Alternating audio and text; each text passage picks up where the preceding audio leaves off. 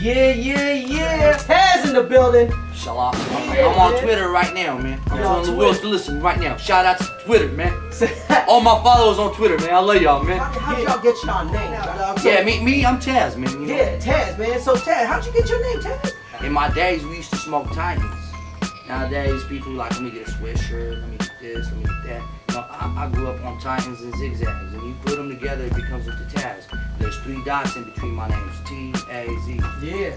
I'm that dude that used to smoke the Titans and zigzags all the way. I know y'all smoking right now. And by the way, Taz is one of the most brilliant engineers in the Bay Area. Yeah. So what have you guys engineered before? Who have you engineered that's big for you, like a memorable engineering moment? A session? What was a big session for you, Taz? Like, has there been some people that you really like? Top 5 people? Top 5. I'll say STUPI. Oh, okay. The Mac Dre one? I was on the session, you know. Okay. I was getting the Sprite when they need the Sprite. You know, when they need the Sprite bottle, I'll bring the Sprite bottle, you know, when you need somebody to roll up some backwards, you know. I'll roll up some backwards, man. And, you know, I'm an ill critic, you know. If I don't like something, I'ma say it, man. And to all the engineers, you know, if you really don't like something and you hear something not right in the session, tell dude to do it over. And if the dude don't want to do something over, that's not an artist. If you don't think you could do better than what you're doing at any moment, you're not thinking ahead. You know, you got always leave space for yourself to grow every day, become better. So Taz, what programs do you use? I'm always on Pro Tools. Pro Tools, okay. I'm always on Pro Tools. You know, I'm not gonna lie to everybody who got a PC at home and got Fruity Loops running. Hey, you know, you can make magic on Fruity Loops. I heard, man. Reasons, just as dope. Like today, they like Reason more than anything because I could explain something to you that nobody probably explained to you before. Reason is the closest thing today to being analog, and a lot of cats and kids today use computers and stuff, including me. I use computers sometimes, but there's nothing like analog. There is no sound like an analog sound. But that's why when you're engineering, you need to understand what a reverb does for you and what a compressor does for you and what the delay does for you to make you sound as close as you can to analog sound running on digital stuff. Yeah. And I grew on MPC 2000. That's what's up, man. I don't know, a lot of cats don't know what MPC 2000 is either. But can you name some of the tracks you have produced that have been hits? I mean, I really don't think I made hits. I make songs every day of my life. Yeah. I work with Diggs a lot. I work with Jack. I work with FedEx. I'm working with FedEx right now, actually, on something new. I work with Meezy Montana. I work with the Gorilla Pits. I could say I've recorded 90% of every Fizz song you probably have in your CD deck today, and I mix down. And like I could remember the last days of Dre's days, and right after Dre passed, like I seriously went down on lockdown. I went on lockdown in the studio with Kilo Kurt, and that's my cutty, and you know, I love Kilo, man, for giving me the chance. That's the chance that nobody ever could get in their life. I went down lockdown for about 2 months. Dang. I had a stroke in that studio, bro, because I didn't even think I seen the sun for a couple days, because I was in that studio with Doobie, with PSD, with Key, with Mr. Fab, with everybody, with like the next generation of Fizz. You ain't heard, and a lot of kids don't hear about it, but believe me, Fizz is one movement. And today we are not just pushing Fizz, we're pushing the West as one. It's a one West, and we're all gonna push behind it. A lot of people I work with today, God bless their soul. Like I said, Mac Dre, Johnny Cash, Pretty Black, you know, those are people I sat in the studio with, and I had jokes and laughs, and we argued. And believe me, a lot of people that I worked in the studio with all love me because I'm that dude that always says, I'm not accepted. That's whack right there. Yeah, exactly. You know, and that's how I want to keep it. It's I want to keep it that way, because One West is what we push, regardless. Yeah, we I got a song right here. I got a song right here. Everybody who's hood knows this song. Everybody who listens to J Diggs, Ryder J Clyde, or Mac Mo listens to this song.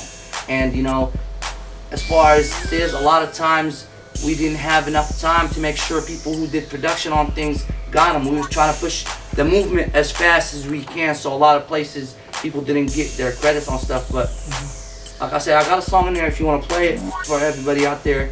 And like I know a lot of y'all heard this song. What track is it? Track number 2. It's on J Diggs' album. It's off of California Living Part 2. Down the line, Taz, how'd y'all start? Man, you know, I was a rapper one day. Like what year did you start? I'll say 96. 96. But I was born in the Arabic family in the Middle East. I was born in Syria in the Middle East. I play the Arabic drums, which is called the tabla. My dad plays the oud, which is just like a guitar. My sister plays accordion. My other sisters play the They got the Arabic mariachi. I was 5 years old doing wedding parties with my family. My whole family do a wedding party for somebody. The whole family over there, dressed up like a mariachi. Like they do it seriously.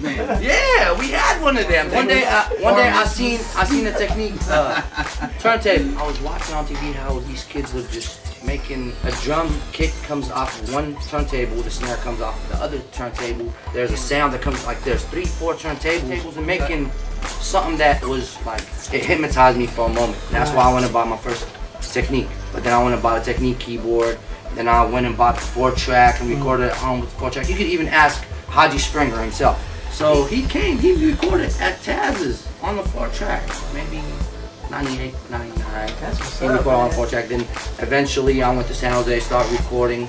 Then I met a kid that went to school with my brother, Remy, and his name was Marcos. I'm gonna put out his real name, which he's out on bail today. Tomorrow is his court date, and we're all cross our hands for him. And please, everybody, please pray for Excessive from the Dragons because Keep him free. He's out on the $100,000 bail right now, and tomorrow is court date.